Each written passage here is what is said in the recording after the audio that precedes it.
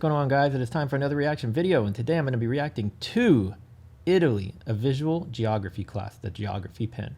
I think I've done another one from the geography pen recently. You guys go check out their channel. I really like their content. It's fun getting to do reactions to their videos, so make sure to go check them out, the geography pen on YouTube. Let's get straight into this and see what I can learn today about Italy that I don't know yet.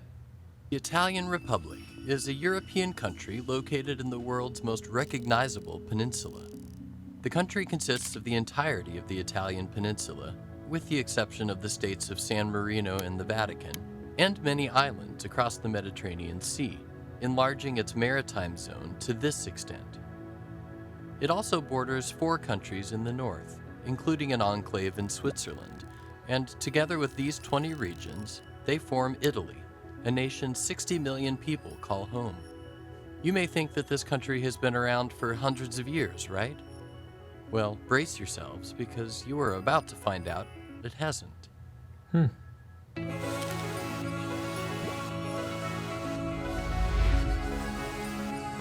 Real quick too, while I'm thinking about it, want to give a shout out to one of my favorite YouTube channels, Leave Everything in Wonder. If by chance you happen to see this, Luca, Sara, and Luce, adorable little baby girl. Shout out, man. I love y'all's videos. You're one of my favorite YouTube channels.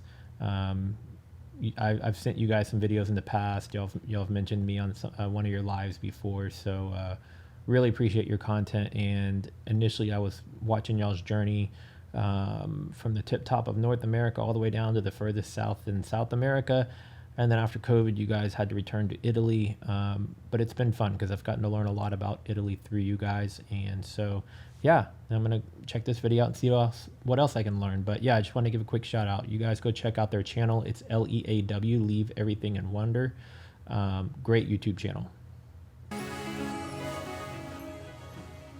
The first Italian state, which was born in 1861, only controlled these lands, having its capital city, Florence, here. It formed as a result of a movement that wanted to achieve liberation from foreign influence and control, and unite a common ethnicity that up to this point was scattered throughout the region. They hadn't been united since the Roman Empire times almost 1600 years ago, and the unification marked a new era for the people in the peninsula. Which people are we talking about here? Well, let's go back to the year 1859. We have the Kingdom of the Two Sicilies, the Papal States, which were under direct sovereign rule of the Pope, the Grand Duchy of Tuscany, the 2 duchies of Parma and Piacenza, and Modena and Reggio, the Maritime Republic of Venice, which dominated European trade once, and the Kingdom of Sardinia, which was the one that ultimately achieved this dream with the combined will of each and every state that eventually joined. In 1871, after annexing some more areas, the capital city was moved to Rome, and bit by bit they gained more land through the decades. Some land in Eastern Africa in the 1890s, some land in Northern Africa in the 1910s, and by the time the First World War had ended, Italy had all these additions to their territory. However, by 1950, they had lost most of it to other countries. The final addition to the current borders happened in 1975, though, when half of this microstate was ceded to Italy after it dissolved. Pretty crazy that the borders of Italy stopped changing only some decades ago, right? Interesting. Well, what's even crazier is its geography. Almost 35% is covered by forests, and 40% of the country is mountainous, with the highest peak at 4,800 meters above sea level. We also find 2 mountain chains, created as a result of the African plate and the Adria microplate, diving down beneath the Eurasian plate. This phenomenon makes Italy one of the most seismically active countries in the continent, as well as one of the countries with the most volcanoes. Another way to Had no clue about the seismic activity or the volcanoes. It's not something you typically think about when you think of Italy. look at Italy is through its elevation range, and we do so in order to show you the prominent valley that lies in between these mountains. It is called the Po Valley, named after the river with the same name, and even though there are more rivers across the nation, this area in particular is the one that enjoyed the most development. It has been the economic center of Italy, and for a time of the whole of Europe in the Middle Ages due to its geography and location.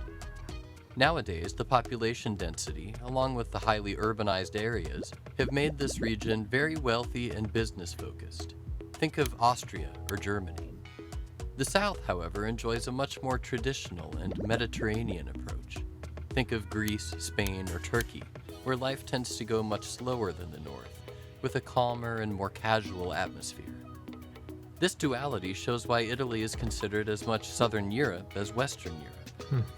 In addition, the further south we go, the more we notice that these groups of islands have a unique importance due to their proximity to Africa, especially the island of Lampedusa. It is part of the deadliest migrant route in the world, due to thousands of deaths that crossing the sea in small boats causes.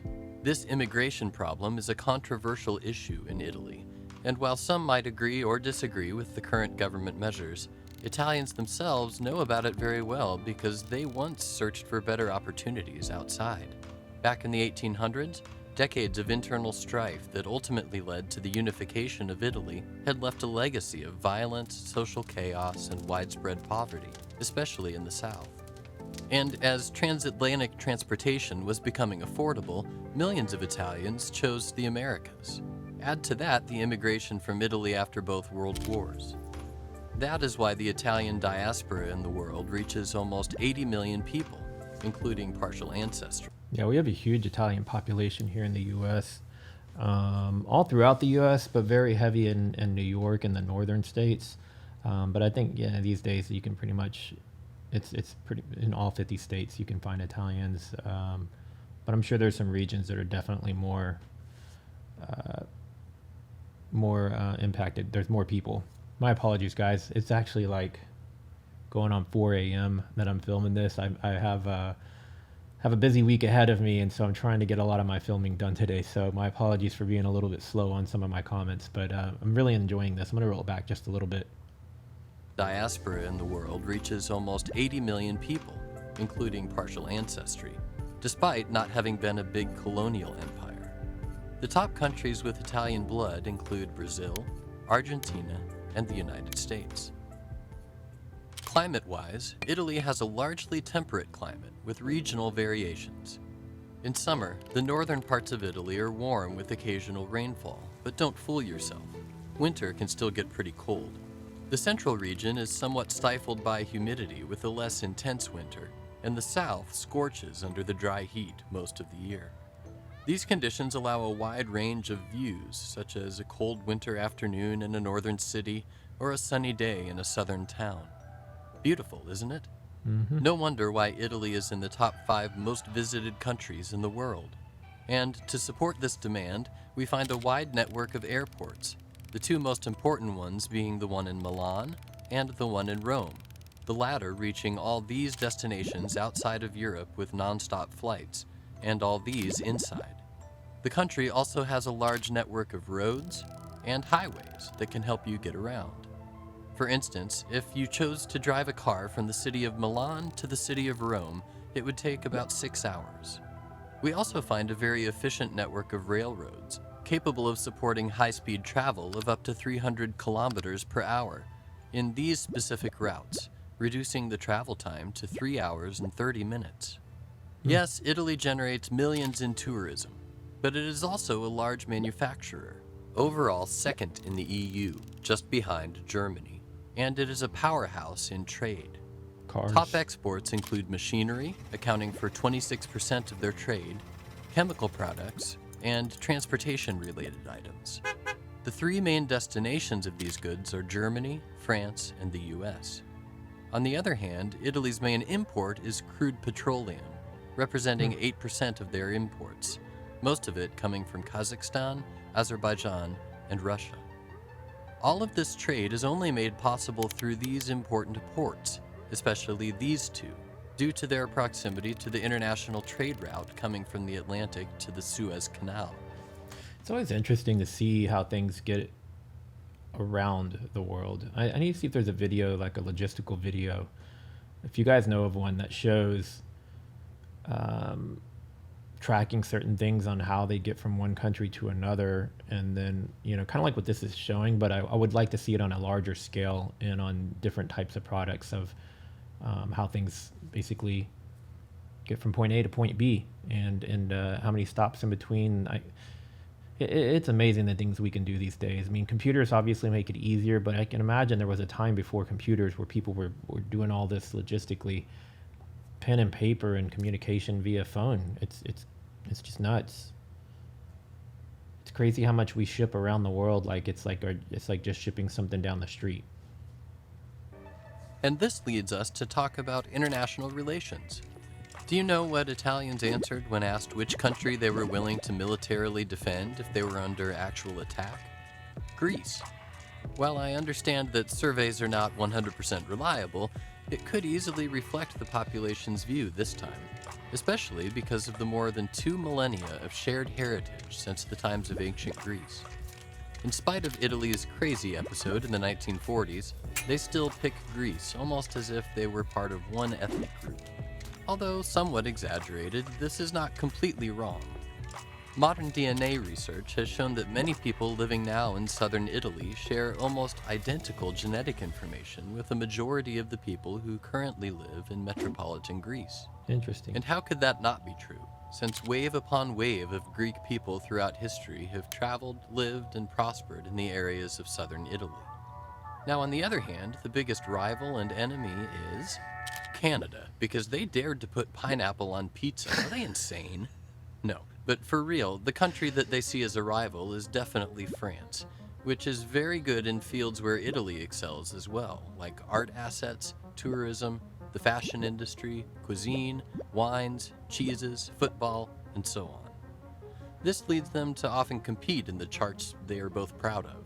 Plus, the attitude of a few people towards Italians can come off as arrogant and rude. Also, there is still some teeny-tiny beef with the fact that the Mona Lisa was given to the French by Da Vinci himself. They can thank France for one thing, though, and that is to be reminded that they do in fact share a country only when facing something else, because Italy's main enemy is within Italy. Italy has been divided in several different states for so long that they would wage war on each other often. Wow. But they would always come together and form a coalition against any major foreign threat whenever necessary.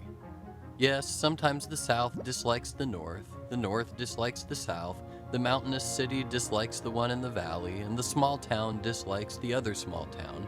But you know what? They chose to go together because they'd rather go far and together than go fast but on their own. Great video. Again, you guys go check out the Geography Pen on YouTube and check out some of their other content if you enjoyed this video. If you have some videos I should check out that break down anything with Italy, whether it be culture, food, music, you name it, send them over to me, comment below, tell me what I should check out. I want to watch more videos, learn more about Italy. If you're new here, please subscribe, click the bell so you'll get notified every time I upload a new video. If you like this video, give it a thumbs up. And I'll see you guys in the next one. Later.